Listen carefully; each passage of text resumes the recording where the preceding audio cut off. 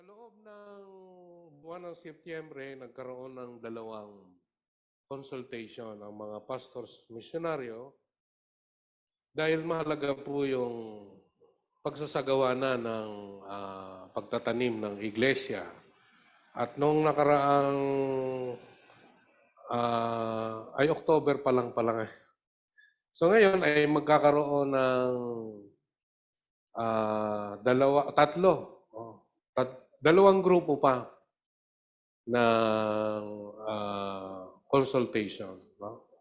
At yung October 3 to 4, 5 ay sa Bicol, 17, 18, 19 diyan sa Mandaluyong. So yung aral na po ito ay may pagbabago po sa pag-iiglesia. Ano po?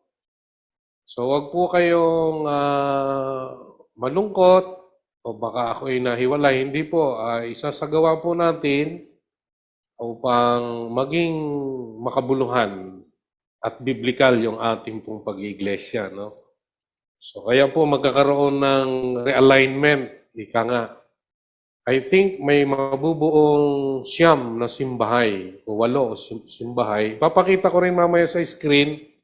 Yung wala po rito sa listahan ay humingi po ako ng paumanhin, pero hindi ho ibig sabihin na hindi po kayo kabilang. So, katulad po ng pamilya Estilier, so hindi ko na ilagay. So, pag nakita nyo roon, ang karamihan mga taga Pildera o taga Edang, kasama po kayo, nililista namin po kayo. So, may pagbabago po, ano? So, ang pamagat po ng ating pong pag-aaralan ay, yun, kailangan ang mga simbahay. Anong ibig sabihin ng simbahay? Simbahan sa bahay. O house church, sa English, house church. So, meron na tayong house church sa Pasig at yun ay pagpapatuloy po yun, magkakaroon na ng bagong setup. Ano po? So, kailangan ng mga simbahay. Naalala ko nung ako ay nagsimulang mangaral dito sa JF, Bangkal, o Pasay, itinuro na ito. So, mahigit ng 1 dekada na hindi na isasagawa ng iglesia. Ang katunayan po kung bakit ito ay isinusulong ngayon, dahil nakikita ho talaga ang pagsunod sa biblikal na pag-iiglesia.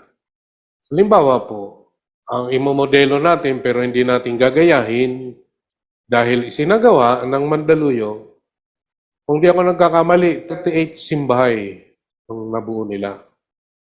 So sila po ay dumami dahil sa simbahay. So sila ay pumapalo na ngayon ng mga nasa 500 to 600. No? So tayo ay nanatiling naroon at bumabagsak pa nga. No? So, kaya po pinapasyahan ng Missions Office at tinihimok ang buong iglesia kung tayo ay nagpapailalim sa JFCM, gawin yung simbahay. Oh, okay, so may dalawa pong anyo ng mga pagtitipong iglesia na makikita sa Biblia. Dito po, ating basahin mula sa Mileto, nung pinatawag ni Pablo yung mga matatanda ng Efeso, bago siya maglayag papuntang Jerusalem, tinawag na. Siya ay nagpasugo sa Efeso at ipinatawag ang matatanda sa iglesia roon. So, hindi mga uugod-ugod, no? Yung elder. Ibig sabihin, elder. Pagdating nila ay kanyang sinabi, nalalaman ninyo kung paano ko ginugol ang buong panahong ipinamalagi ko sa inyo. So, si Pablo po ay namamaalam, kung titingnan, namamaalam po siya. Sabi niya, kung paano ko ginugol ang buong panahon. So meron tayong makikita na sinasabi niya yung ginugol na panahon. So, si Pablo, ating tanungin, meron po siyang ginawa yung buong panahong ipinamalagi ko sa inyo. So inalagaan niya ang Efeso. Mula nung unang araw na ako'y tumuntong sa Asya, buong pagpapakumbaba akong naglingkod. Pagpapakumbaba akong naglingkod sa Panginoon at lumuluhang nagtiis ng maraming pagsubok dahil sa mga pagtatangka ng mga maraming pagsubok, sabi niya. No? So, hindi ako nangingiming magsabi sa inyo ng anumang ikabubuti ninyo sa aking pagtuturo at pangangaral sa inyo, maging sa hayagan, so yung naka-highlight na yan, hayagan at sa bahay-bahay. So, dalawang uri, yung hayagan at sa bahay-bahay. So, ipinangaral ko maging sa mga Hudyo at mga Griego na dapat nilang talikdan. So, sa bahay-bahay, ang itinuturo po ay ang pagbabalik sa Diyos, na talikdan ang kanilang kasalanan, pagsisisi, at manumbalik sa Diyos. So yung pakay, ang lahat ng mga tinuturuan, ang sila'y dalhin sa Diyos at matutunan nilang makita ang kanilang mga sarili, sila'y makasalanan, at ang inaatasan silang manumbalik sa Diyos. So yun po yung pakay. At yung panunumbalik po sa Diyos ay hindi po yun pamamaraan ng taong ito ang gusto kong pagsamba sa Diyos. Di ba? Hindi naman pwedeng ito yung gusto ko lang na pagsamba, ayokong pumunta ngayon na masama ang aking aura, dito lang ako sa bahay. Kaya po pag pinagkakaisahan ng pagtitipon, kung hanggat maaari, magtipon. No? So ngayon, tingnan natin.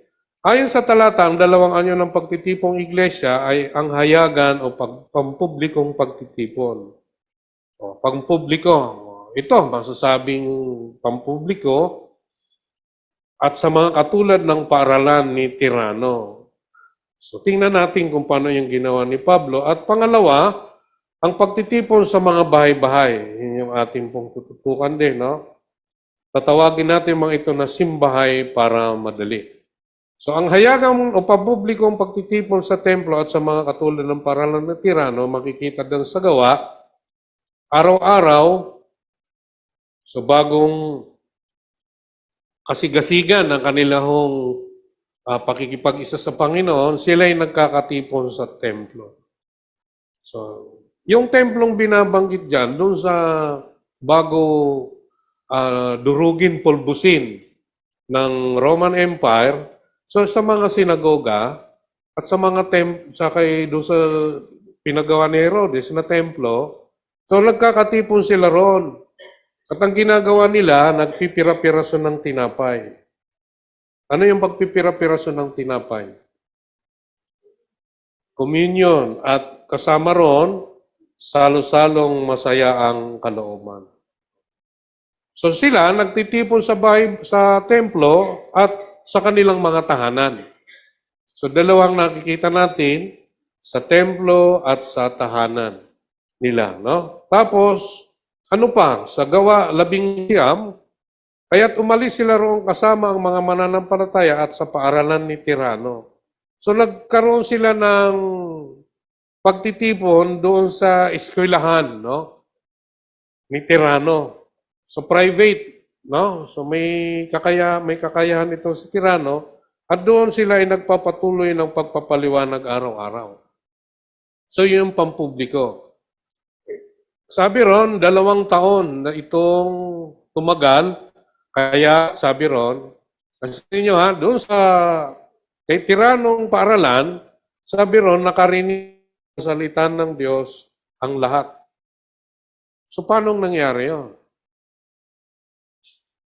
So, itong mga Kristiyano, yung kanilang pagtitipon sa bahay-bahay, nagpapasya silang magtipon sa pampubliko. At kung paano sila nakarinig, dahil doon sa simbahay. So, nagkakaroon sila ngayon ng pagsasama-sama.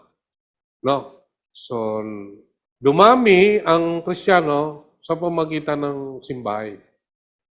At mamaya makita natin kung bakit mahalaga sa ating gawin ito.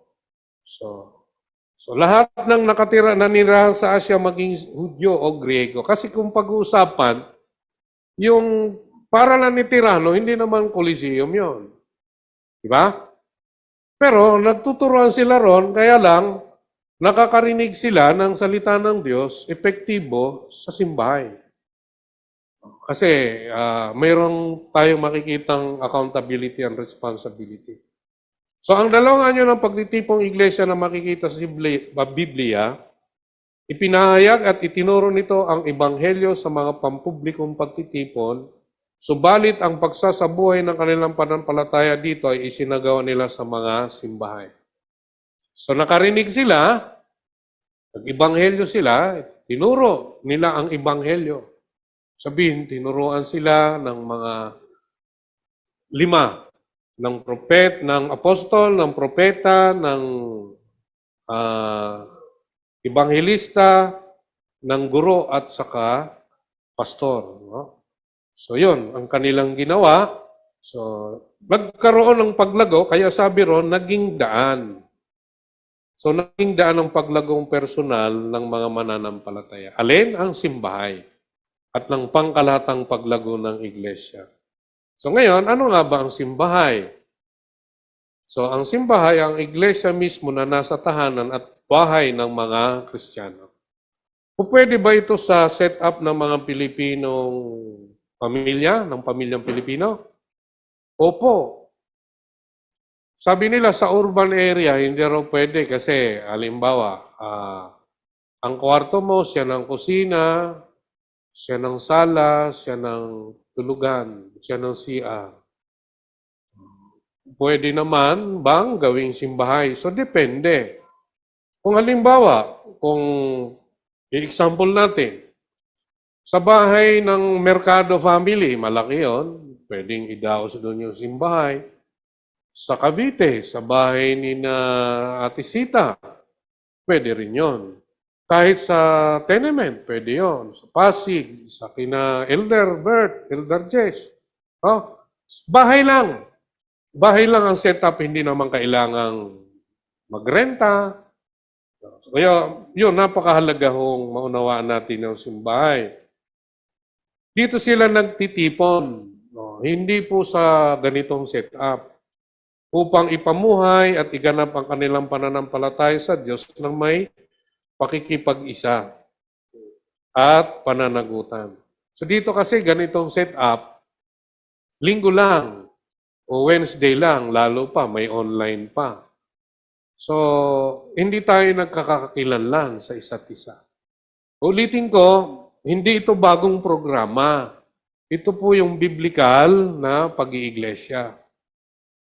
Kaya ho, sana sa matagal ng panahon na binaliwala natin to, magkakaroon tayo ng pananagutan sa isa't isa. Dahil kung hindi na natin gawin to, ano pang aral ang magdadala sa atin na magkaroon ng bigatin? No? Wala na po. Mamamatay at mamamatay ang iglesyang ito. Paano kung ang next generation, hindi ganon ang kanilang pagpapahalaga sa pananagutan. No? Ito ang mga bagay na imposibleng mangyari sa mga pampublikong pagtitipon. So mahirapan po, kaya po nagiging religious type na lang. Di mo alam ang buhay eh. Kaya niyang itago ang kanyang pag-uugali sa mga ganitong pampubliko. Hindi mo kilala eh. Lubusang kilala. No? Wala yung araw-araw na ugnayan. No? So, okay, so ang simbahay, ang paraang makabiblia at makapamilyang pamumuhay na nakatahan sa mga tunay na tahanan at pamilya ng mga Kristiyano. Ito po ay ayon sa sinulat ni Simpson Wolfgang, Sariling Sali ng Houses That Changed the World.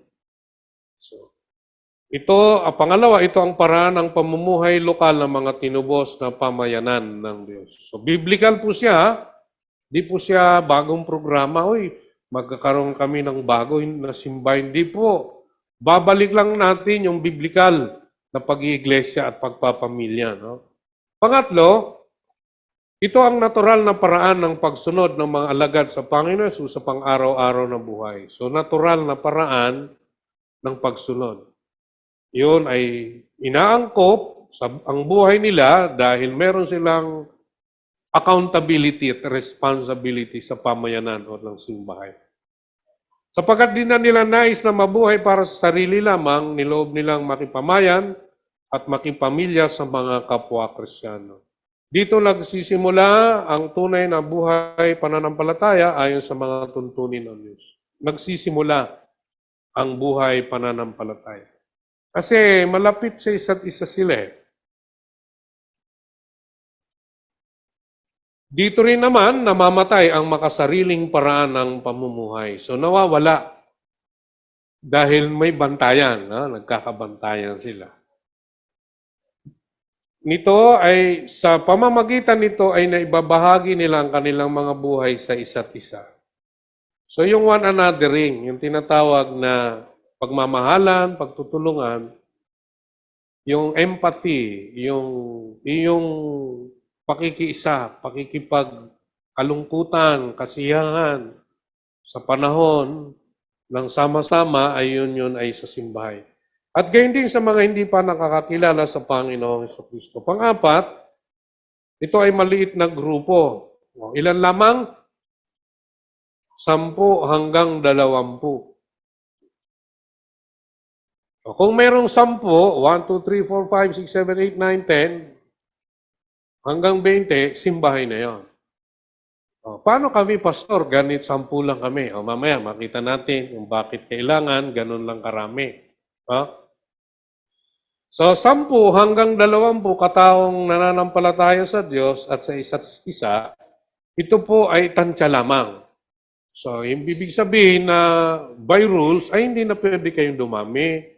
So, ito ay ating titingnan doon sa mga pagkalat ng inyong mga pangalan kung saan kayo simbahay, no? So, mahalaga yon. Mamaya, kung kayo ay nandoon sa isang simbahay 1, 2, 3, 4, 5, so mamaya, screenshot nyo po o kung alamin ninyo, mamaya kung saan po kayong simbahay. Hindi po paligsahan to kundi biblical na pagtatayo ng simbahay upang maisabuhay at maisaganap yung kaatasan na ihayag ang mabuting balita ng kaligtasan. Na nagmamahal ng lubos sa Panginoon Hesus at handa rin namang magmahal ng lubos sa isa't isa. So ano ang ginagawa ng mga simbahay? So susuriin natin yung bagong tipan. Kapag sinuri natin ang bagong tipan, ang unang iglesia, may 4 na sangkap ang nalaging ginagawa ng mga simbahay. Necessity. So doon sa simbahay, may 4 pong mahalaga na kailangan at isabuhay o gawin ng mga simbahay.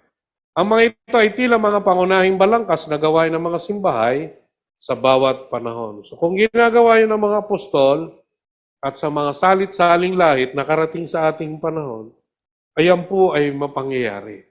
So sa China, meron pong tinatawag na official religion of China na meron kinikilala silang Christian din.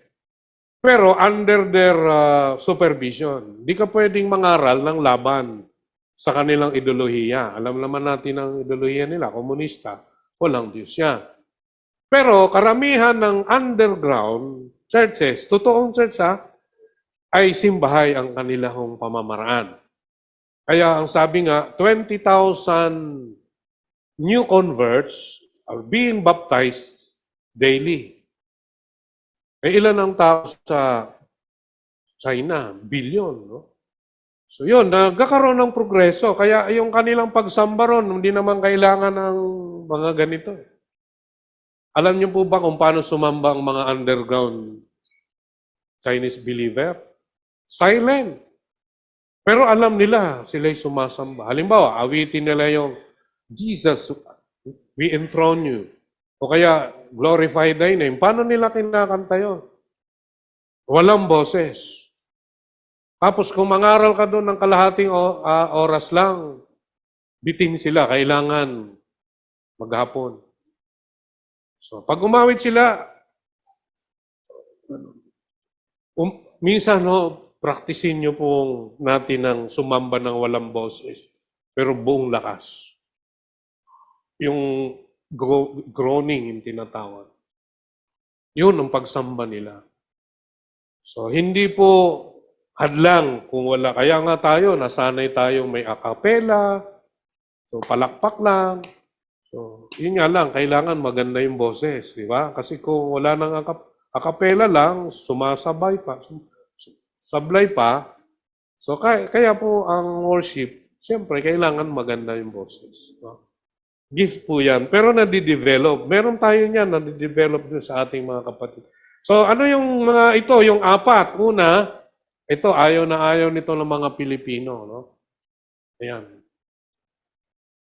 Salo-salo silang kumakain.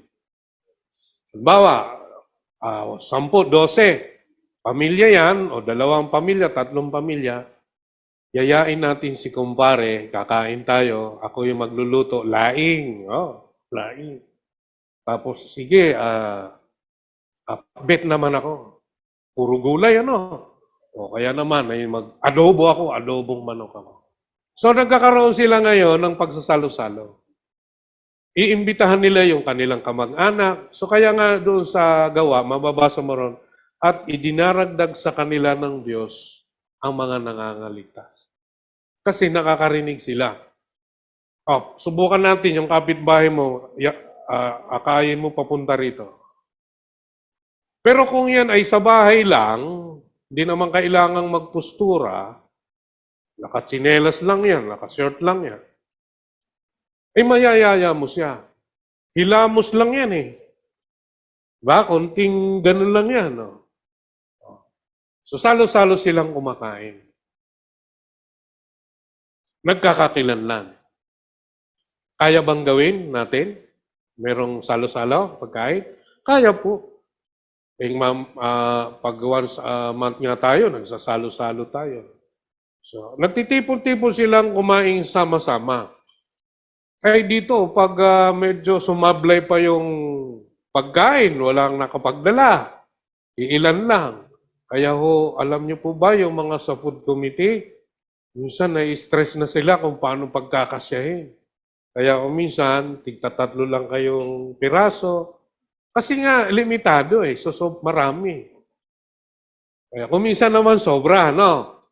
Pero pag alam na ng sa food committee na sobra na, pwede pong bumalik. Yun. Pero po sa simbahay, tansyado mo, alam niyo. Pare-pareho kayo may dala. Kung wala namang dala, naiintindihan ninyo at hindi naasiwa yun. No? So kahit kapag nagtuturo ang Panginoon Jesus, ito ay kanyang ginagawa, karaniwan sa harap ng hapagkainan. Di ba? So ang pagkainan ng Panginoon, hindi po yung mesa na merong upuan. Ano ang kanilang mesa? Sa baba lang. Yung nakaganon siya, di ba? Kaya yung binuhusan siya ng pabango, hindi yung nakaupo, kundi nakahiga yung ganon. Sila. So, pagkatapos o habang kumakain, kaya nga ang Lord's Supper sa kanila isang tunay ng pagtitipong kainan. So, habang katapos nila, kaya doon at matapos nilang maghapunan, hinawakan niyang saro, di ba? After, doon ginagawa nila yung salo-salong kumakain. So, sa pamamagitan ng pagsalo-salong ito, paulit-ulit nilang natatanto na sila ay nakikisalo sa hapag ng Diyos, kaya ito ay lubos nilang iginagalang. Dito, pwede ka pang pero wala naman dito, no? Pwede ka pang magganito, no? Wala naman dahil may bawal na, no? Hindi po dahil binabawal, kundi tinuturuan tayong magkaroon ng banal na takot, no? Sa Diyos. So, kanilang pinagpira-pirasang tinapay na sagisag ng katawan ni Kristo na sinusundan nila ng tunay na hapunan. Matapos makahapon ay kanila namang pinagsaluhan ng katas ng ubas na sagisag ng dugo ng Panginoon. Pwedeng before, or during, or after sa gawa yung pagpipira-piraso ng tinapay. So ganito ang tala sa bagong tipan. Tila ginawa nila ito halos araw-araw. Halos. So ang pagsasalo-salong ito ang layo ng kanilang pagtitipon. Ang pakikisalo ay kasama rin sa utos na pag-iibanghelyo ng Panginoon nang isugo niya ang mga alagad. So basahin natin. Sabi riyan, araw-araw sila nagkatipon, nagpipiraso ng tinapay, saan? Kanilang tahanan. At nagsasalo-salong masaya ang kalooban. Kasi, bakit magiging masaya ang kalooban? Kasi kayo-kayo eh. Kakakakilan lang kayo. So, alangan namang mag-aaway kayo. Sa 10-12 na lang kayo. Alangan namang maglalamangan kayo. O, kasi na-exercise eh. No? So, masaya ang kalooban. So, nakikita yon ng mga kapitbahay na niyaya mo. Hindi naman yung, bakit sila dumami? Kasi nakakita nila mayroong apoy ang bahay nila at nalulukuban ng ulap. Hindi naman ganun eh. Kundi sa mga nayayaya nila, kikita yung pagbabago sa kanilang mga buhay at masayang kalooban. Pag halimbawa, pupunta ka ng mercury drug, bakit babalik ka sa mercury drug?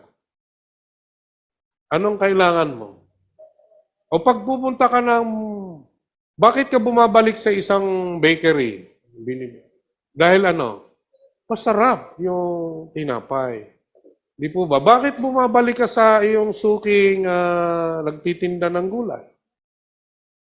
Dahil sariwa lagi yung gulay. So kung ating tingnan, bakit ang simbahay dumarami ang mga mananampalataya na hikaya? Kasi nakikita nila yung needs nila. Na ipapanalangin sila, natutulungan sila eh. So pero dito sa ganitong setup, mahirapan. So hindi ganon ka intact, no? So ano pa? Sa pagsalo-salo, yung sulat niya sa Korinto, ayun po, simbahay po ang pattern niyan. Kaya nga mga kapatid, kapag nagkakatipong kayo upang kumain, maghintayang kayo. Kung may nagugutom, sabay siya kumain upang hindi umantong sa hatol ng kaparusahan ang inyong pagtitipon. So, ibig sabihin, ito ay sa isang pagtitipon na, halimbawa, sa bahay nila. So, huwag nang hintayin ng lahat kung hintayin ang lahat, no? Kung ikay nagugutom, mag-skyflex ka muna bago ka kumain, no? Ay, wala pa si elder, kain na muna tayo. So, paano yung mga walang dala? Oh? So, ibig sabihin ng sila ay sama-sama na kumakain, no? So, ang pagkikisala ay kasama rin sa utos ng pag-iibanghelyo ng Panginoon ng isugo niyang mga lagad. So inatasan niya sila na maghanap ng kukup-kup sa kanila at kumain sa anumang ihatag sa kanila. Sa ganitong pagpapakumbaba ay nabubuksan ang loob at pag-iisip ng sambang iyon sa kanilang pangangaral. So yun, di ba merong pumasok kayo sa isang bahay at doon ay ibati nyo at ibigay ninyo ang iyong basbas ng pagpapala. So ano pa? Una, salo-salong kumain. Pangalawa, nagturuan silang kung paanong sumunod sa Panginoon. So nagtuturuan. So sa setup ng mga Hebreo, ang pagtuturo ay karaniwang ginagawa ng ama sa kanyang pamilya sa hapagkainan. Pwede pa lang, kung ikaw ay pamilyang Hudyo, pwede kang habang kumakain sermonan, no? Ginagawa niyo po ba yan sa hapagkainan pag ang isang anak ay umuwi ng hating gabi? Kailangan, asan bang anak mo? Sa hapagkainan lang ang matitsimpuhan ko ito. Tsimpuhan din. Kung minsan ang mga bata, di nila alam na pag sila'y sinisermonan, akala nila ayaw silang pakainin ng mga magulang. Di po. Tinuturuan lang dahil ito lang ang paraan ng sila'y nagkakasama. Pero maiging pakainin mo na, baka mabilaukan, no? So, yun, kami, no, araw, nasisermon lang kami dahil ang mesa namin, 4 feet by siguro 10 feet. Oh, mahaba. Kasi 11 lang kami, no? O plus dalawa, tatay, nanay, o nanay, tatay. So, 6 dito, 5 sa kabila. Ako, bilang panganay na lalaki, 5, twice ako. Araw. Doon ako pupesto sa dulo, sa gilid. pag wala ng kanin, gaganunin ko yung kanin. O di yung mga nandun sa harap, pag na binabalikan, masaya. Dahil lalaki, yan sa lalaki. Malakas kumain ng lalaki. So, atado yan, atado. So, bago ataduhin ni nanay yan, nag-save na ako. Kaya nagdodoble. Okay, so ganun, pag marami, masaya. So, karaniwan din ang laman ng pagtuturong ito ay kung paano isinasagawa ang isang bagay at bakit kailangan ito. So, ang layunin ng pagtuturo sa kanila ay hindi ang pagdaragdag ng kaalaman, kundi ang matulungan ang bawat isa na sumunod at maglingkod sa Panginoong Diyos. Kaya po sila, madaling turuan dahil natututo silang magtanong. Anong gagawin ko? So kaya po yung discipleship dyan, o sige, di ba, ano ba yon? Example nga natin, Kuya, tayo ka muna. Tayo ka kasama si Kuya Rene. Kuya Rene, dito ka. Doon kayo, harap kayo sa kanila.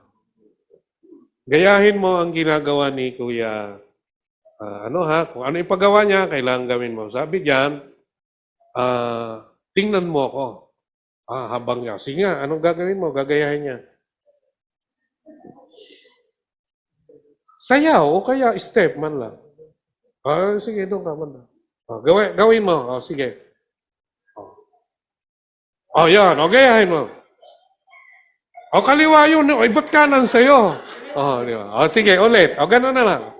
1, 2, 3. Yan. Sige. 1. Yung ginaya mo. Ngayon, tama bang ginawa niya? Dinidisciple mo siya. Sige, gawin natin pareho. Sige. Gawin niyo yung pareho. Yan. Di ba? Okay. Di pa tapos. Dinisciple ka, gawin mo. Titingnan niya. Ikaw ang gumawa mag-isa. Yan, sige. Okay na. Sige, so ngayon, alam mo na, ikaw nang magtuturo din. So sa setup ng simbahay, natuturuan sila ng tama. Kasi nga, sila ho ay nagsama-sama talaga. So nagagawa nila yung pagdi-disciple. Dito, Pastor, meron ba tayo? Masakit yung ngipin namin eh. Wala po muna tayong discipleship. So doon, obligado ka. Gagawin mo. So kaya yung 5, umiikot yan. Yung 5-fold ministry. So, gusto nyo pa isang step? Di na. So ang mga elders at mga pinuno sa mga simbay, ganito rin ang papel nilang gampanin. Kasamang iba pang mga tagapagturo o mga apostol, kanilang tinuturuan ng mga Kristiyano sa mga simbahay. So sa simbahay setup, doon nagtuturoan. So ang elder, pinuno ng mga simbahay, mamaya may makikita kayo, sino yung pwedeng tumayong leader ng simbahay. So mamaya naka-highlight yung mga pwede, babae man siya o lalaki. Bagamat wala pang masyadong nailimbag ng mga Biblia nung panahon ngayon, ang salita ng Diyos ay kumalat at lumawak. Bakit? Naturuan sila ng tama eh. Naturuan sila ng naisapuso nila at naisabuhay nila. At nakikita kasi nilang ehemplo eh. Yung leader nila o yung bawat isa. Kasi ikaw halimbawa, ito sa simbahay. Kung napagkayarian na sa bahay ninyo pupunta, anong gagawin mo? Anong gagawin mo? Pag nagkayarian na sa bahay naman tayo ninyo, magdaos ng mga pagtitipon, yung 4. Anong gagawin mo pag pupunta sa bahay nyo? Maglilinis ka ng bahay na hindi mo naman laging ginagawa. Aayusin mo ang paligid mo. Accountability yan eh. Kasi ayaw mong mapulaan ka, di ba? Magmamahal ka eh. So, ang hindi po pwedeng gawin na ginawa ng iba, hindi po may bahay ang maghahanda ng pagkain. Lahat. Bawat isa may dala. Alam niyo po, may gumawa niyan.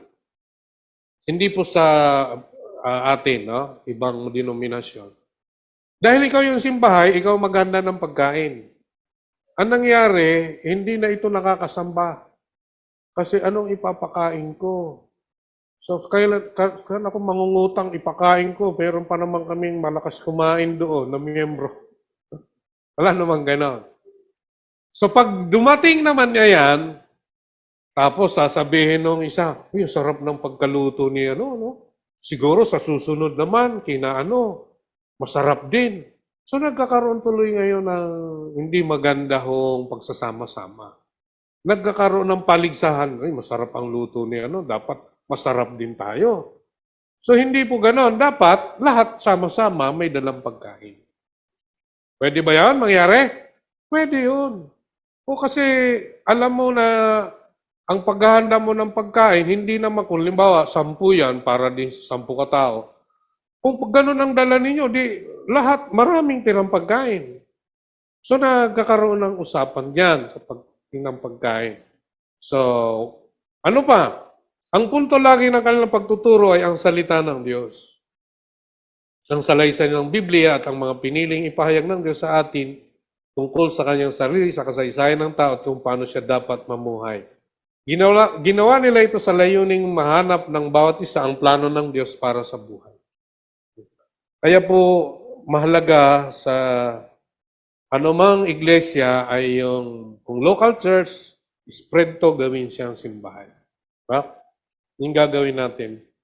Ano yung una? Salo-salo silang kumain. Pangalawa, tinuruan sila, no? At spiritual. So kung nagmamahal ka sa iyong kapatid, pagkakaitan mo ba kung siya ay nangangailangan ng tulong? Kung nagmamahala, gagawin mo. Kaya po na-exercise yung one anothering, pagtutulungan. Sa spiritual, no? So sila ay nanampalataya, ang lahat ng mayroon sila ay mula sa Diyos at para sa Diyos. Kaya doon sa Acts, mababasa natin na dahil doon sa kanilang relationship, yung mga sobra nila, binibenta nila. At wala sa kanilang pihig o hindi na biyayaan. Kasi nagmamahalan eh. Yung pag-ibig na ibinuhos ng Diyos sa kanilang mga puso, maaati mo ba, halimbawa sa magulang, maaati mo ba ang iyong anak na walang makain? Papakainin mo. Maaati mo bang kapatid na nagmamahal sa iyong kapatid, na ang kapatid mo ay naghihirap? Mahal mo eh. So, kaya po sa loob ng simbahay, yung damdamin, yung bigatin, na hindi ka lang ang nagpapasan. Kayong lahat ay nagpapasan. Dahil yung pag-ibig ng Diyos eh. Yun yung, kaya nga sabi doon sa Hebreo, gawin ninyo may pag-ibig sa Diyos. Doon sa 1 Corinthians 16:15, kung di ako nagkakamali, sabi roon, sina Estefanas nandoon, sabi ni Pablo roon, sumpain ang sinumang hindi umiibig sa Panginoong Jesucristo. Biruin mo, yung bigat na. Sumpain ang sinumang hindi umiibig sa Panginoong Jesucristo. So paano mo ma-exercise yun? Na hindi ka, kung wala kang pag-ibig, paano mo ma-relate? Paano mo maibibigay ang sarili mo na magmahal sa Diyos sa pamagitan ng pagmamahal sa kapwa? At yun po ay sa simbahay. No? Kasi po halimbawa, dito may mga kapatiran tayo na sadyahong mabuti ang kalooban, tumutulong sa mga mahirap. Hindi po, kaya po yung mga nabibiyayaan, magpasalamat po kayo sa Diyos. Salamat kayo ng handog dahil may mga kapatid na sadyahong talagang matulungin. Dito nagagawa nila, lalo na kaya pag dumating doon sa simbahan. So pero iilan lang yon. Hindi alam ng iba ang kalagayan ng ibang pamilya, ng isang pamilya. Pero sa simbahay, malalaman mo dahil pare-pareho kayong may pag-ibig sa Diyos. Kaya kung merong na isang kapatid na nanghihina, hindi po babaliwalain ng ilan kasi ilan lang kaya eh. Tama? Pero pag sagad dito, hayaan mo na yun. Pero sa simbahan, hindi po pwedeng mangyari yun. So ano yun? Dahil dito, ibinukas nila ang kanilang mga sarili upang tumulong sa mga nangailangan sa material man. Kasi kung nagmamahal ka, nangangailangan ka, hindi ka hihingi ng sobra. Amen? Tama lang. Hindi mo siya tawag doon, aabusuhin. Alam mong nagmamahal ka, ang kukunin mo lang, yung tama lang. Ang tulong hingin mo, yung tama lang. No? Dito, hindi mo mapapansin yan. So, hindi sila nagkikapo lamang, kundi nagtulungan ayon sa kakayang ibinigay ng Diyos sa kanila. Kaya po sa simbahay, i-exercise yung ginagawa ng dito. Pwede hong doon kasi, ayun, salo-salong kumakain, nagtuturoan, tapos, ano yung pangatlo? Nagtutulungan ng spiritual at material. So yun, i-exercise yun. So ano yung tala? Makikita natin sa bagong tipan, sa pagtutulungan nila. Tala sa bagong tipan tungkol sa material ng pagtutulungan sa gawa. Pabasa ako, please.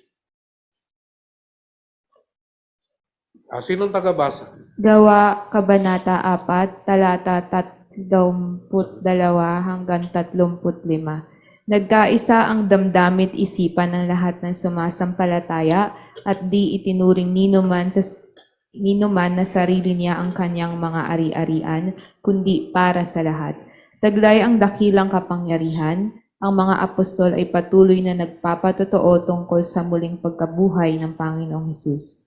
At ibinuhos ng Diyos ang kanyang pagpapala sa kanilang lahat. Walang kinakapos sa kanila sapagkat ipinagbibili nila ang kani-kanilang lupa o bahay at ang pinagbilhan ay dinadala nila sa mga apostol. Ipinamamahagi naman iyon ayon sa pangailangan ng bawat isa. So ano sabi ron? Nagkaisa ng damdamin at isip. Kaya po ang simbahay, mahalaga, ulitin ko, dahil ito'y biblikal na pinakita sa atin sa kasaysayan ng pag-iglesia sa bagong tipan. Ang lahat ng sumasampalataya. Pag ganito, halimbawa 80, hindi mo pa kakaroon ng iisang isipan yan. Tama? Sabog ang pagkakaisa. Gayon mang nagmamahalan pero hindi ganong kaigting. Linggo lang yan, nagbabatian lang yan. Pero pag tutulungan, hirapan. Kaya po yung may mga kapatiran na imbis na hihingi ng tulong sa mga kapatiran, nag-aantay ng Bombay. So, kanya na hong igagrab yung 5-6. Dahil nga hindi nila makita yung pamumuhay na sinasabi ng Panginoon na magmahalan kayo, magtulungan kayo. So, ibinuhos ng Diyos ang kanyang pagpapala sa kanilang lahat. So, hindi alintana sa kanilang tumulong, kundi para sa kanila, maging bahagi sila, channel of blessing para sa iba. Kaya hindi sila na uubusan. Kaya nga sabi ron, binubuhos sa kanila ang kanyang pagpapala sa kanilang lahat. So, walang kinakapos sa kanila sapagkat ipinagbibinila ang kanilang mga lupa't bahay. Hindi ibig sabihin na wala na silang matitirhan, kundi yung sobra, ayun, nakikita mo ang kapatid. Biruin mo, kung sa simbahay, mayroong nagugutom, sumasamba kayo sa Diyos. Sige nga, kaya ba nating sumamba? Na alam mo, kilala mo, na naghihirap to, ikay nakakasariwa sa buhay, nakakaangat, hindi mo mabigyan, paano ka sasamba sa Diyos? Paano makakasamba yung gutom? Paano makakasamba yung busog? Kung hindi na isa sa buhay yon ng mga mananampalataya. Amen? Dito na po nagtatapos ang ating gawain. Okay, so ano pa? Tala sa bagong tipan tungkol sa spiritual na pagtutulungan, ano ngayon ibig sabihin ng lahat na iyan mga kapatid sa inyong pagtitipon, may aawit, may magtuturo. So, yon, set up yon. Halimbawa, Kuya Richard, ikaw ang magpagitara, ikaw paawit. Tapos naman ikaw. So, lahat, umaaksyon, hindi yung dito, iilan lang. Pag makita niyo yung Sunday minister schedule, iilan lang yon. Pero sa simbahay, 10, 12 kayo, meron at merong lalabas kanyang gift. No? So ngayon, may aawit, may magtuturo. O dahil sinasanay, may maghahayag ng kalooban ng Diyos, doon pumapasok yung propesya. May magsasalita ng iba't ibang wika, so merong babahaginan ng banal na espiritu, anong ibig sabihin nun. Dito, hirap. Hindi mo ma-exercise dito yan. Ako nga, lagi kong panalangin, Lord, sana sa may mga magsalita sa iba't ibang wika at meron kang ipahayag kung anong nais mo sa iyong iglesia sa huling panahon. Kasi nung araw, meron pong propeta po sa atin. Dati nahiya lang siyang sabihin kung ano yon. Pero kasi nga, maramihan. Baka hindi ako paniwalaan. Pero kung sa simbahay, hayagan mong sasabihin niyo. Dahil nagkakakilanlan lang kayo. Oh? At mayroon namang magpapaliwanag ng mga sinabi nito, gawin ninyong lahat ng iyan sa ikauunlad ng iglesia. So ang ikauunlad ng iglesia ay hindi dahil inimbitahan mo siya, dahil bago ang aircon nyo, dahil may pagkain kayo. Ang suway ko nga doon sa isang church kayo nagtitipon kayo, ang inyong gawain, masaya kayo. Pero wala kayong turo. Walang turuan Nagtitipon, masaya ang kalooban nyo. Pero kulang. Walang pagtitipong pagtuturuan. Kaya po sa atin, halimbawa, gagawa ka ng programa ngayon 2024. Ang laman mo lang pagtitipon nang walang pagsasagawa ng kaatasan ng Diyos, basura lang yon sa Diyos. Dahil masaya tayo, pero hindi naman na isa sa buhay na merong mga taong nangangailangan din ng atensyon, no? So yun, doon makikita mayroong nagpa-prophesy. Yan. Nalalaman nila ang plano ng Diyos sa kanila. Doon, malaya kang umiyak, malaya kang sumigaw. Nang hindi naman nag-iiskandalo, di ba? Ihayag mo yun. So, pangalawa, hinikayat sila ni Pablo na magpalakasan sa mga himno at awit at tinuruan si Timoteo na magturo magtatag ng mga tagapagturo ng iba. So, ituro mo sa mapagkakatiwalaan na magtuturo rin sa iba. So, ano pa? Sa material na spiritual, ang lahat ng ito ay bunsod ng kanilang paniniwala na hindi na nila pag-aari ang kanilang mga sarili ni ang kanilang mga yaman, kundi mga ipinagkatiwala lamang ng Diyos sa kanila. Sa kanilang mga pagtitipon ay binabahagi nila ang kanilang mga sarili pati na kung ano ang mayroon sila sa iglesia at sa mga nangangailangan. Bawat isa ay nakibahagi sa paglilingkod sa iba kaysa natuto silang magpahalaga sa bawat isa. Kaya po pag halimbawa, doon sa amin, sa Cavite, magkakaroon ng simbahay, so malaya hong magtitipon at ikaw ngayon, dahil sa inyo, at kung may pagkakasunduan na sa isang covered court, pwede kasing yung mga simbahay, halimbawa, 4 na simbahay, sige nga, magtipon tayo, sama-sama tayo. So, ang maaari magtanong kayo, paano na pastor yung linggo? Di tayo, katulad na yung linggo. Biruin mo yung naggawa na kayo ng extra time, simbahay, may nayaya kayo, naging mananampalataya, o kung halimbawa sa siyam na yon, nagkaroon ng 3 kaagad. Bawat isa na train nila, na bautismuhan nila, 9 times 3. 27, kagad yun, na nagtipon dito. Paano yung pastor? Ang dami na natin. Gawin natin 2 service. Ay, paano yung pastor? Gawin natin 3. Ano ang mandali yung pag nagtitipon? Anong umpisa ng kanilang... Si Ate Marge, naka-attend doon. Anong oras? 6:00. Merong 9:00. At mayroong panghapon. So may binisita nga akong church, maliit. Di sila dumarami dahil sikip na sikip sila.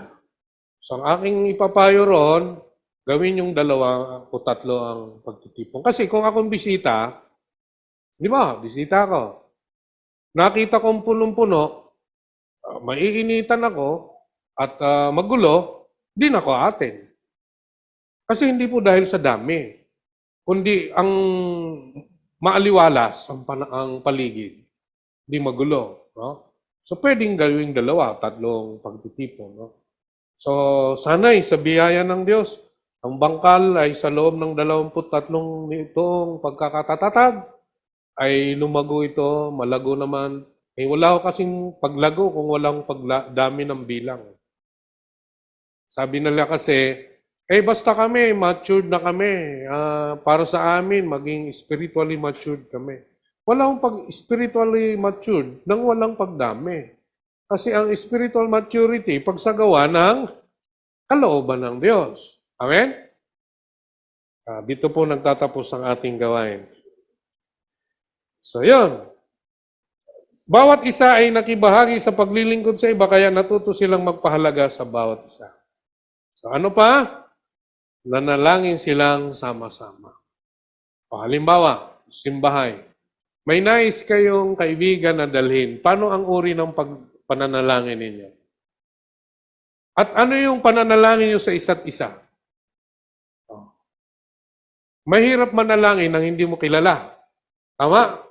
Wala kang, bigat eh. Hindi mo kilala eh. So kaya po kayo, yung halimbawa, yung ginagawa na, sige, bago tayo mag-umpisa, magpanalanginan tayo sa isa't isa. Sinisikap gawin yun dito eh. Noong araw.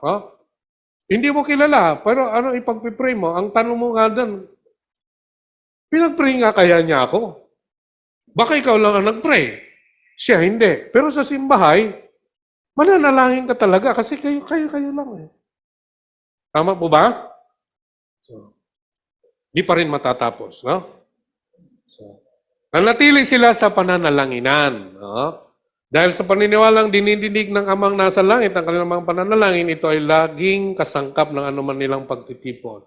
Biruin mo yung, Lord, yung panalangin, yung maigting ng panalangin.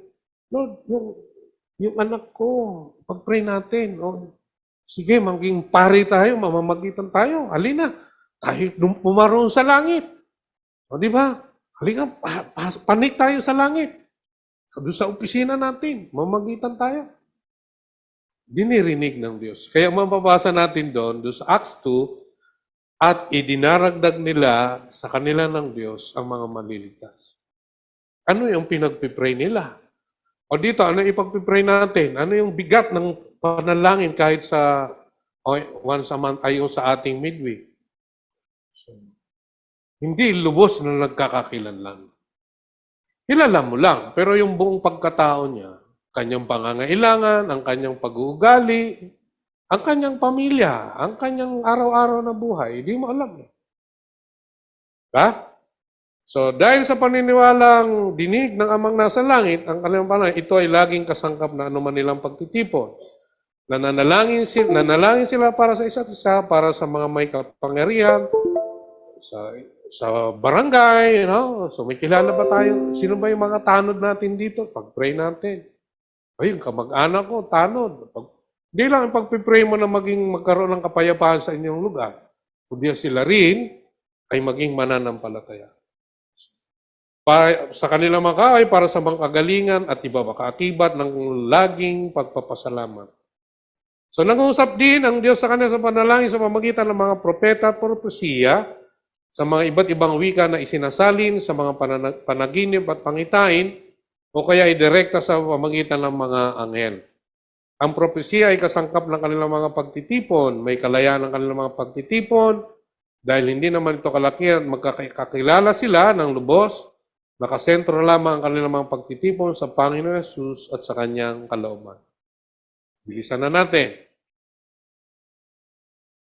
Dahil sa mga propesiya at iba't ibang pahayag, nalalantad ang kasalanan sa kanilang kalagitnaan. Alam niyo po, ang prophecy ay tumbukin ng banal na espiritu yung kasalanan ginagawa ng iba. At doon nagkakaroon ng pagkatakot. Kaya yun, sa kanila hong hanay ay si Pablo, nalalaman niya. Nagkakaroon ng discerning spirit. Naibibigay ang mga pag-aatas ng Diyos, nakikilala ang mga pinagkaaluban, nasusunod ang mga gusto ng Diyos, nadidirektahan ng banal na Espiritu at napapalakas ng loob. So yun, damay sa isa't isa yan. So hindi lang ho nag-Bible study. Kasi sa atin, BS lang tayo, tama? Pero hindi nagagawa yung apat na yun. So yun, ano pa? Natuto rin silang humingi ng tawad sa Diyos. So yun, natutunang humingi ng tawad at sa isa't isa. Kaya nga wala hong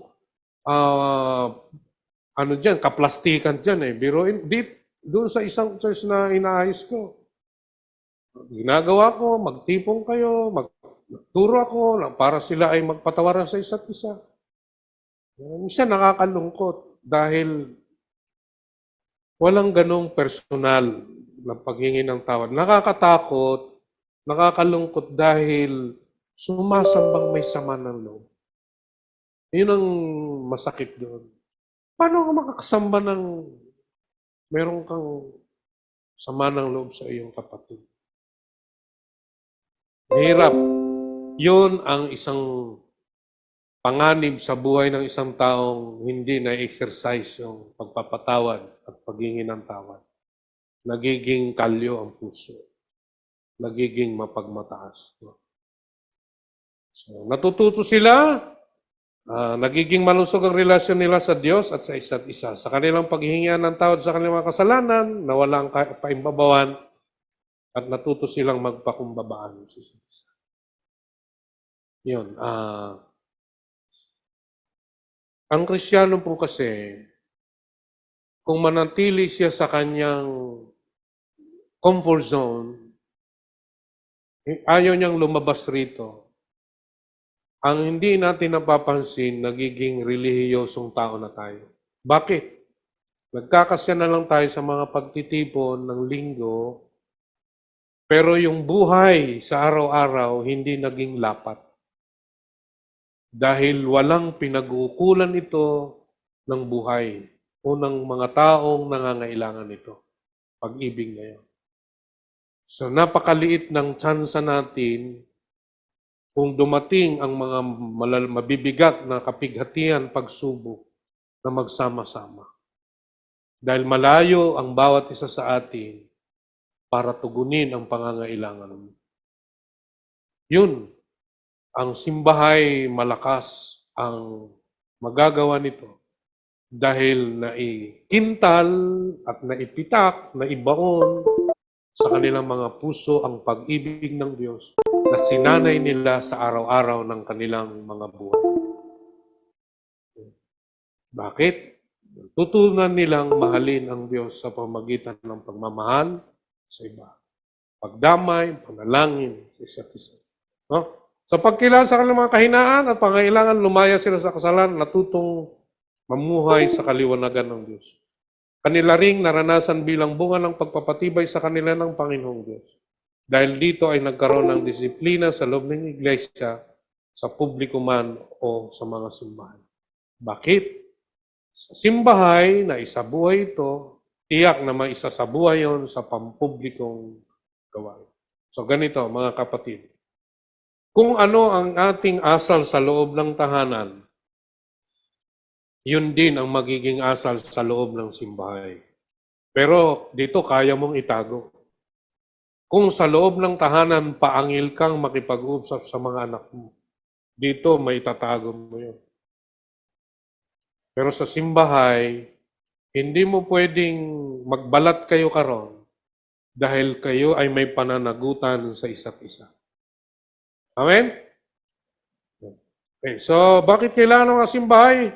Mula sa mga tinalakay natin ito, malinaw na kailangan ng Kristiyano ang simbahay upang totoong lumago ayon sa plano ng Diyos sa Kanya at sa Iglesia. Bagamat may ibang paraan na ginagawa ang marami sa pamumuhay Iglesia, ito ay maipamumuhay lamang ng lubos kung gawin ito sa konteksto ng mga simbahay. So ang mga simbahay ang magtataguyod ng mga Bibliyang paglagong espiritual. Ang buhay Kristiyano hindi may pamumuhay sa mga pampublikang pagtitipon na kung saan hindi lubos na magkakakilala ang mga tao. Manapa ito ay may isa sa katuparan lamang sa mga simbahay kung saan kayang tubdin ang mga iniutos ng Panginoon sa atin. Kaya po tayo, huwag na ho tayong ilagay sa atin yung pagkilala sa iglesia, hindi po sa dami. Na yung mega church, halimbawa, pag sinuri mo yung dyan sa Pasig, napakarami nila, ang ganda ng kanilang gusali. Pag sumuri ka naman sa bandang Alabang, ang dami nilang mga pagpapala. May mga sasakyan, puno ang lahat ng mga mall. Sa kanila ho, pinagpapala sila ng Diyos. Pero hindi nila na isa sa buhay ang pagmamahalang totoo. Superficial lang. Hindi sila nagkakakilanlan. Sino ba, pag mayroong humingi ng tulong, ay hindi ko kilala yon. Pero kilala ka. Pastor ka eh. Pero di mo sila kilala. Amen? Kung isa kang elder sa mega church, sumasamba kayo sama-sama, pero hindi kayo magkakakilala. Wala kayong pananagutan sa isa't isa. Uuwi kayong, meron kayong baong salita ng Diyos, pero hanggang dito lang yun. Hindi mo na isa sa buhay, dahil sa simbahay lang pwedeng gawin. So dito natin, naigaganap ang mga utos ng pag-ibig, habag, pagpapatawad, pananagutan at iba pa. Kaya nga pati mga leader ng iglesia ay tinangin ni Pablo sa pamamagitan ng kanilang buhay, pampamilya at pangtahanan. Bakit nagkaroon sa 1 Timothy 3 at sa Tito 1 ng mga katangian ng isang mamumuno? Dahil nasasanay nila eh. Naisasagawa nila yung kaatasan. Sasagawa nila yung karunungan ng merong pagmamahal, ng merong pagsasakripisyo at pagtatsaga. Nababantayan sila ng kanilang mga anak at ng kanilang asawa sa kanilang ginagawa. Kaya yung above reproach, dahil nga po sa setup ng kanilang pag-iiglesia. So pinalalago at binibigyan ng karapatan ng mga simbahay ang mga mananampalataya. Ang mga malakihang pagtitipon ay mabuti, ngunit kulang sila pagdating sa pagtuklas at pagbibigay karapatan, kapangyarihan sa mga Kristiyano at sa kanilang mga pinuno. So nawawalan kasi ng pagkakataon yung iba eh. Dito, ilan lang. Bilang ko lang dito, kaya pag gumagawa ko ng mga Sunday ministers, alam mo na kung sino. Pero yung iba hindi nabibigyan ng pagkakataon. So, sayang, yung mga talento, talino, na hindi na-expose. Simbahay, expose po yan. So, nagbibigay kapangyarihan mga simbahay sa mga Kristiyano. Itinataguyod nito ang pagkakasaserdote ng lahat ng mananampalataya dahil sa kakayahan nitong magbigay pagkakataon sa higit na marami ng makapaglingkod sa Panginoon. Dahil mabilis ang pagdami at maliliit lamang ang mga bilang mga ito, mabilis ang paglahok at pagunlad ng mga Kristiyano dito. So, di po ba kung ikaw ay bagong lipat sa isang probinsya, halimbawa, hindi ka pwedeng sa probinsya, dito sa urban, okay lang na hindi kayo magkakakilanlan. Pero sa probinsya, mahihirapan kang mamuhay nang wala kang kakilala. Hindi ka makakahingi ng puno na dahon ng malunggay, kalbos ng kamote, papaya. Hindi ka man lang makahingi ng tulong kung sira yung gripo mo. Dito, magbabayad ka pa. Hindi ka makakano ng bayanihan doon. Ay sa probinsya, obligado ka. Tama? Obligado ka. Kilalanin mo yung kapitbahay mo. Kung minsan nga, kukunin kang ninong, ninang. So kayo na lang. So na i-develop yung komunidad ng relationship. Ayun ang ibig sabihin ng simbahay. Okay? So, nagbibigay kapangyarihan mga simbahay sa mga piling tagapamuno. Ang pamunuan ng mga iglesia ngayon ay hango sa katurang kanluranin at hindi mula sa Biblia. Yung mga tinuro ng mga misyonaryong galing Europa, Amerika, kahit nga nung araw. Kami, sa Presbyterian ako ng araw, yung Amerikano ang nagdala, pero ang nagpatuloy, yung Presbyterian ng Korea. Ang ginagawa ng Koreano, ganito. Pupunta yan sa mga bahay-bahay, may dalang grocery. Tapos, pagdating ng selebrasyon, obligahin ka. Baka magalit sa akin ito Tatayo ng eskwelahan nang hindi pa alam, develop. Pag mayroong mga anniversary, mag-invite kayo, kukuhanan ng picture. Para saan yung picture? May tinatanggap na ang misyonaryong galing ibang bansa So, siyempre, magre-report ka. O di po ba, peke? Nakita yung picture, pero yung picture hindi nagsasalamin ng iglesia. Nayaya lang yan may kainan Pero pagkatapos nun, wala na yun. Pero may darating na tulong. Yun, ang iglesia, hindi po gano'n ang tinuturo ng Biblia. Galing sa kanluran. Kaya doon, nagpatayo kagad ng building. Kaya po sa JFCM, hindi po dinidiscourage na magtayo kagad ng building. Hindi po pwede yun. Gusto magkaroon ng mga instrument bago magtanim ng iglesia. Hindi po. Bible study lang muna yan. Ito, JFCM, wala pong foreign missionary ang JF.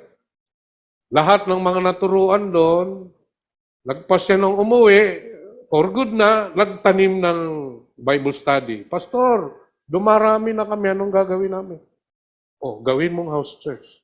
Ngayon, sa Alaminos, sa Pangasinan, si Auntie Alma Taasan, yung pinagpipray natin. 3 na ngayon ang hinahawakan niya. Mababait, Alma Taasan, pero hindi naman sa kataasan. Ate, Pero sipag, dahil buhay sa kanya yung pag-iiglesia.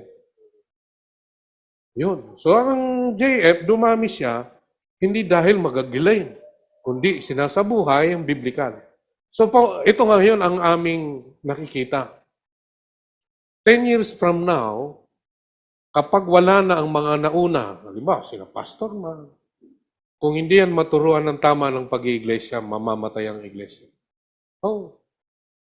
Wala yung pinuntahan namin nung yung pumunta kami ng Davao City, Davao del Norte. Nakakalungkot sa dahilang namatay yung pastor, walang na-raise na worker. Yun yung malungkot.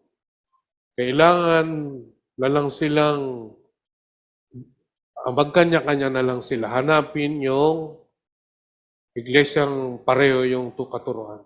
Pero malungkot po yun. Bakit? Inuna doon, sasakyan. Hindi yun international po yun. Inuna yung mga gamit, pero wala yung mga tao. Namatay yung iglesia. So sa simbahay, mahirap pong nangyari yun sapagkat na ipupunla sa kanilang mga puso ang pag-ibig ng Diyos. Nasasanay nila So, pamunuan ng mga iglesia ngayon ay hango sa kultura, so hindi po sa Biblia. Sa Biblia, sila ay mga alagad na lumago sa pananampalataya. Mismo ang hanay ng mga naroon sa simbahay na develop sa isang tao na ito ay pwedeng maging matanda o elder ng iglesia. Kaya yung ginagawa ni Pablo, hindi sila umalis ng walang elder. Hindi matatawag na iglesia ang isang iglesia kung walang elder. Yan. So paano yung pastor pag dumami na kami, 40 lang kami, 50 lang kami. Anong gagawin? Kakalat. 10, gawin nating 5. O gawin lang nating 4. O gawin lang nating 3. Kaya po dumarami. Kasi kung sa business yan, binary, networking. Pero hindi dahil networking yon, pero dahil na isa sa buhay yung atasan, pagmamahalan, gayon din. Mga elders, gawa sila ay mga alagad na lumago sa pananampalataya, kanatasan tumayo bilang mga pinunong mamamastol sa mga kawan ng Diyos. Ang kanilang mga katangi ay maaaring mapagtibay lamang sa konteksto ng mga simbahay. Meron pang nga church denomination na pag ang isang pastor hindi nagustuhan ng kongregasyon, anong gagawin? Susulat sa main. Ayaw na namin kay pastor. Papalitan ngayon. Tapos meron silang relyebo. 2-3 taon, iba naman. Hindi po ganun ang iglesia. Mula doon sa hanay, nakakikilala ang kanilang mga katangian, sila ay umuusbong. Na isa sa buhay nila yan. No? Fivefold ministry, ang limang ito ang lalong-lalo ng mga apostol at mga propeta kasama ng mga guro silang nagbabahay-bahay upang turuan ang mga simbahay. Halimbawa, sa Pasig, pag ikaw ay house church planter, ang tawag sa iyo apostol. Apostol, church planter ang tawag ron. Pero kung ikaw ay nakipamaya na sa loob ng house church, hindi ka na apostol. Ikaw ngayon ay naging bahagi ng mga manggagawa sa house church na yun. Ang apostol, kaya yung fivefold ministry, ang apostol, hawak niya lahat yan. Pwede kang propeta, pwede kang evangelista, pwede kang guro, pwede kang pastor. Ano ito? Pag ginan yung kamay nyo, ito yung apostol. Ito yung propeta, tagaturo. Ito yung evangelista. Ito yung pastor. Ito yung guro. No? So, pag ilan mo, hawak niya lahat yan. So, pwede kang maging apostol, propeta na taglay mo yon. Pero hindi ibig sabihin na makakaya mong isa. Pwede kang mag-train na magiging apostol din, magiging propeta. Yan. So yun, sa konteksto ng simbahay, mangyayari lang yun. Itinataguyod ng mga simbahay ang Great Commission ng Panginoong Yesus. Sa mga simbahay na ipapamuhay ang mga panuntunan ng buhay Kristiyano, dito rin nasasakyan ng mga taga-sanlibutan mga patutuo ng buhay dahil nangyayari ito sa mga kapitbahayan. Piruin mo, kapitbahay mo, lasinggero, pero may burden ka, anong gagawin mo? May burden ka eh. Mahal mo yon. So I suggest, sabi ko nga doon sa mga pagtitipon naming mga, ako kasi, sabi ko, na-struck ako doon sa verse ng pagtawag kay Pablo. Gawin natin, pag tayo tumingin sa isang tao, yung 5 bagay na pagsugo ng kalagayan ng tao, kung bakit isinugo niya si Pablo. Ang tingin ko gano'n, kung bakit Pablo gayon na lamang ibibigay niyang buhay, dahil sa naunawaan niya yung sakripisyo ng Panginoong Yesus. Na ang tao, sabi niya kay Pablo sa Acts 26:18, susuguin kita at imulat mo ang kanilang mga mata. Ibalik mo lang sila sa kaliwanagan mula sa kadiliman. Yun yung puso ng Panginoon. Ikatlo, dalhin mo sila sa kaharian mula sa kaharian ni Satanas. Pang-4, makasumpong sila ng kapatawaran sa pananalig sa akin. Pang-5, ang sila'y makasama sa buhay na walang hanggan. Kaya pag tiningnan mo ang isang tao, lasinggero yan, may bisyo yan, mahal mo siya ng Panginoon, namatay din ang Panginoon sa kanya, lalampasan mo, bulag to. Nasa kaharian ni Satanas to, wala sa kaharian ng Diyos, nasa kadiliman. Babago yung oram mo, mamamagitan ka at magiging pari ka. Dahil ang pagkilala mo sa tao ay pagkilala ng Panginoon sa kanya. Kailangan natin, pag tumingin ka sa isang tao, kahit mabait yan, kahit mayaman yan, kahit gaano ka matulungin yan, kung wala yan sa Panginoon, mananatili sa 5 kalagayan na ang kahantungan ay kapamakan. Tingnan natin sila'y mga bulag. Sabihin, sa kaningningan ng mabuting balita, sa plano at layunin ng Diyos. Tingnan natin sila na sila'y nasa dilim. Pero sabi ng Panginoon, ibalik mo sila sa liwanag. Dahil ayaw ng Diyos ng tao ay sa dilim. Gusto niya sa liwanag. Ayaw ng Diyos ng tao ay pinagharian ni Satanas. Gusto niya pagharian niya. Kaya nga niya ibinigay ang kanyang monogenes. Amen? So, dito na pagtibay ang mga relasyong Kristiyano at ibubukas ang mga pagkakataon upang ipamahayag ang kaligtasang dala ng Ebanghelyo. Bakit mas mabisang simbahay tungo sa ikatutupad ng Great Commission? Kaya nilang dumami nang hindi napapabayaan ang mga relasyon sa isa't isa. Ang mga simbahay sa bagong tipan lamang ay binubuo ng 10 hanggang 20 katao. Dumami sila hindi sa pamagitan ng paghikayat sa kanilang mga malalaking pagtitipon, kundi sa paanyaya sa simbahay. Dumami sila sa mga pamamagitan ng pagdadagdag ng mga simbahay, hindi sa pagtatayo ng mga kongregasyong pangmaramihan. Sa ganitong paraan, dumami ang mga Kristiyano, ngunit laging nakabilang sila sa mga simbahay. Mas matipid magparami sa simbahay kaysa sa mga pampublikong pagtitipon, magastos ang mga pagtitipong katedral at pangtemplo. Magbabayad ka ng renta, malaking babayaran mo sa kuryente, sa pag-maintain na, magkakaroon ng sasakyan. Pero sa pangsimbahay, hindi po yun. Dahil ang resources hindi nagagamit sa mga pangangailangan ng pagpapaganda, kundi ang tumulong, kundi ang pumaroon sa mga barangay na nangangailangan ng Ebanghelyo. Kailangan nating magbigay sa mga mayroong namatayan. Kaya po sa simbahay, magkakaroon ng accountability sa pamayanan. Kapag mayroong kapitbahay na namatayan, pagkakataon yun. Tao po. Kami po yung mga kapitbahay nyo na nabalitaan po namin. Kami po'y narito upang, sama-sama kayo upang makikiramay. Ano po bang aming maitutulong? O iba sa inyo, baka may dala ng cornic, diba? Kape. Kami na po ang maghuhugas ng pinggan. Pag may sakit, tao po, nabalitaan po namin, may sakit si nais po namin ipanalangin. So sabi ron, panalangin ninyo ang may sakit. Kaya doon na-exercise yung mga kababalaghan. Pag ina-impress sa'yo ng Holy Spirit na yung patay, buhayin mo. Pag na-impress sa'yo na merong naalihan ng demonyo, paalisin mo. Nang hindi mo na kailangan maglupasay at sumigaw. Kayang itanim ang mga simbahay sa anong mga kapaligiran. Kahit yan ay nasa informal settler, kahit saan lugar, kahit sa mga condo unit. Kung ganon, di po ba? Kasi, magiging pari ka talaga. Mananalangin ka talaga.